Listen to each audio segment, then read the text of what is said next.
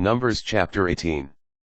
The Lord said to Aaron, "You and your sons as well as your ancestral house with you shall be responsible for any sin with respect to the sanctuary, but only you and your sons with you shall be responsible for any sin with respect to your priesthood.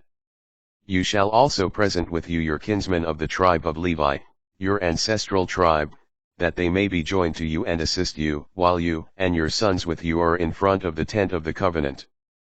They shall discharge your obligations and those with respect to the whole tent, however, they shall not come near the utensils of the sanctuary or the altar, or else both they and you will die. They will be joined to you to perform the duties associated with the tent of meeting, all the labor pertaining to the tent. But no unauthorized person shall come near you.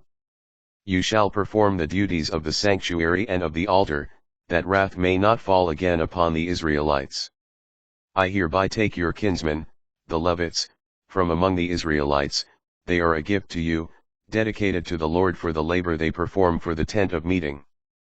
But you and your sons with you must take care to exercise your priesthood in whatever concerns the altar and the area within the veil. I give you your priesthood as a gift. Any unauthorized person who comes near shall be put to death." The priest's share of the sacrifices. The Lord said to Aaron, "I hereby give to you charge of the contributions made to me, including the various holy offerings of the Israelites. I assign them to you and to your sons as a perquisite, a perpetual due. This is what you shall have from the oblations that are most holy, every offering of theirs, namely, all their grain offerings, purification offerings and reparation offerings which they must return to me, shall be most holy for you and for your sons. You shall eat them in a most holy place, every male may partake of them. As holy, they belong to you. This also you shall have, the contributions that are their gifts, including the elevated offering of the Israelites. I assign them to you and to your sons and daughters with you as a perpetual due. All in your household who are clean may eat them. I also assign to you all the best of the new oil and of the new wine and grain that they give to the Lord as their first produce that has been processed. The first ripened fruits of whatever is in their land, which they bring to the Lord, shall be yours. All of your household who are clean may eat them. Whatever is under the ban asterisk in Israel shall be yours.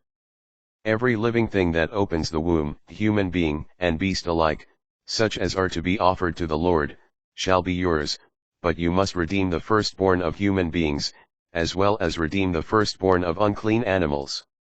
For the redemption price of a son, when he is a month old, you shall pay the equivalent of 5 silver shekels according to the sanctuary shekel, that is, 20 gerahs.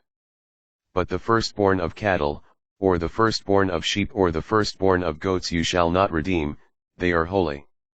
Their blood you must splash on the altar and their fat you must burn as an oblation of pleasing aroma to the Lord. Their meat, however, shall be yours, just as the brisket of the elevated offering and the right thigh belong to you. As a perpetual due I assign to you and to your sons and daughters with you all the contributions of holy things which the Israelites set aside for the Lord. This is a covenant of salt to last forever before the Lord, for you and for your descendants with you." Then the Lord said to Aaron, "You shall not have any heritage in their land nor hold any portion among them. I will be your portion and your heritage among the Israelites." Tithes to the Levites. To the Levites, however, I hereby assign all tithes in Israel as their heritage in recompense for the labor they perform, the labor pertaining to the tent of meeting. The Israelites may no longer approach the tent of meeting, thereby incurring the penalty of death. Only the Levites are to perform the labor pertaining to the tent of meeting, and they shall incur the penalty for the Israelites' sin. This is a permanent statute for all your generations. But they shall not have any heritage among the Israelites.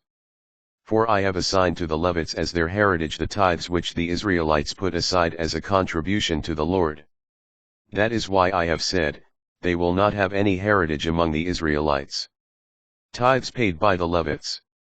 The Lord said to Moses, "Speak to the Levites and say to them, when you take from the Israelites the tithes I have assigned you from them as your heritage, you are to make a contribution from them to the Lord, a tithe of the tithe. And your contribution will be credited to you as if it were grain from the threshing floor or new wine from the vat.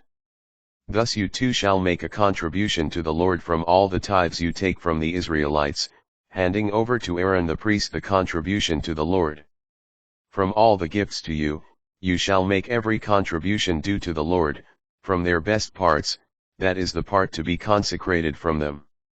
Say to them also, once you have made your contribution from the best part, the rest of the tithe will be credited to the Levites as if it were produce of the threshing floor or the produce of the vat.